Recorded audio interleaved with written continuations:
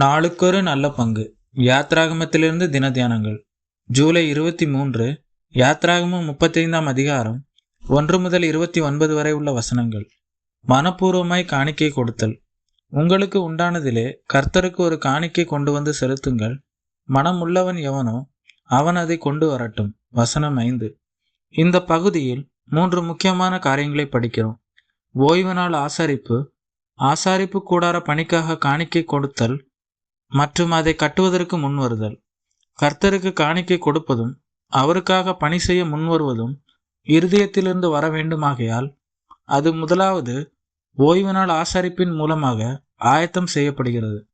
சொந்த வேலைகளை ஒதுக்கி வைத்துவிட்டு கர்த்தருக்கு கொடுக்க வேண்டிய நேரத்தை கொடுக்கும் போதே அவர் தம்முடைய வேலைகளை செய்வதற்கு நமது இருதயங்களை ஆயத்தம் செய்கிறார். கீழ்ப்படியாதவர்களும் வணங்கா கழுத்துள்ளவர்களுமாக இந்த மக்களிடத்திலும் கூட தேவன் காணிக்கையை பெற்றுக்கொள்கிறார் என்பது அவருடைய கிருபையின் அடிப்படையிலானது. கீழ்ப்படியாத இருதயங்கள் பரிசுத்த ஓய்வு நாளை ஆசரிப்பதன் வாயிலாக ஆயத்தம் செய்யப்படுகிறது. பாவ சுபாவத்தை நம்முடைய சரீரங்களில் சுமந்து திரிகிற நாமும் நம்மை கர்த்தரிடத்தில் ஒப்புவிக்கும் போது மட்டுமே நம்முடைய காணிக்கைகளையும் தேவன் ஏற்றுக்கொள்கிறார். பாவிகளான நம்முடைய காணிக்கைகளையும் அவர் ஏற்றுக்கொள்வது அவருடைய மிகுந்த கிருபையாகும். கொடுப்பதற்கும் அவருக்கு பணி செய்வதற்குமான நிபந்தனைகள் யாவை? மனப்பூர்வமாய், ஞான இருதயம் உள்ளவர்களாய், இருதயம் எழுப்புதல் அடைந்தவர்களாய், ஆவியில் உற்சாகம் அடைந்தவர்களாய் இருக்கிறவர்களே அவசியமானவர்கள். கொடுப்பதும் சேவை செய்வதும் மிகவும் முக்கியமானது. உற்சாகமாய் கொடுக்கிறவனிடத்தில் தேவன் பிரியமாய் இருக்கிறார் என்று புதிய ஏற்பாட்டிலும் வாசிக்கிறோம். கட்டாயமாக காணிக்கை வாங்குவதும் தவறு, வேண்டாய் வெறுப்பாய் காணிக்கை கொடுப்பதும் தவறு.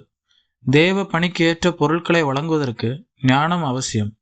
உலோகங்கள், கற்கள், பலவண்ண நூல் வகைகள், நறுமணப் பொருட்கள், எண்ணெய் ஆகியவை இவை அனைத்தும் விலை அதிகமுள்ளவை. இவற்றில் பெரும்பாலானவை எகிப்திய மக்களிடத்திலிருந்து பெற்றவை, சம்பாதித்தவை அல்ல, வெகுமதியாய் பெற்றவை. தேவனுடைய கரத்திலிருந்து ஈவாக பெற்று அவற்றில் ஒரு பகுதியை அவருக்கே திருப்பி அளிக்கிறோம். இது காணிக்கை கொடுத்தலின் அடிப்படையாகும். இது கர்த்தருக்கு கொடுக்கும் காணிக்கை. நாம் ஒரு போதகருக்கு அல்ல, ஒரு சபைக்கு அல்ல, அல்லது ஒரு தனிநபருக்கு அல்ல, கர்த்தருக்கே கொடுக்கிறோம். மேலும் போதுமான காணிக்கை வந்த பிறகு மோசே இனிமேல் எவரும் கொண்டு வர வேண்டாம் என்று தடுத்து நிறுத்தினான்.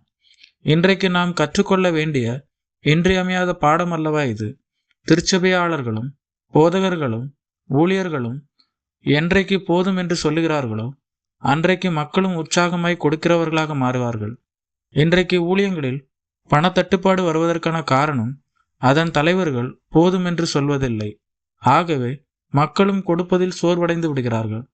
ஆகவே நாம் பெற்றிருக்கிற பொருட்களையோ வரங்களையோ தாளந்துகளையோ கர்த்தருடைய சபைக்காகவும் அதன் வளர்ச்சிக்காகவும் அதன் பக்தி விருத்திக்காகவும் மனப்பூர்வமாகவும் ஆவியானவரின் ஏவுதலால் அவரவர்களுக்கு அளிக்கப்பட்ட கிருபையின்படி பயன்படுத்த வேண்டும். ஒவ்வொரு விசுவாசியிடமும் தேவன் இதையே எதிர்பார்க்கிறார். ஆமென்.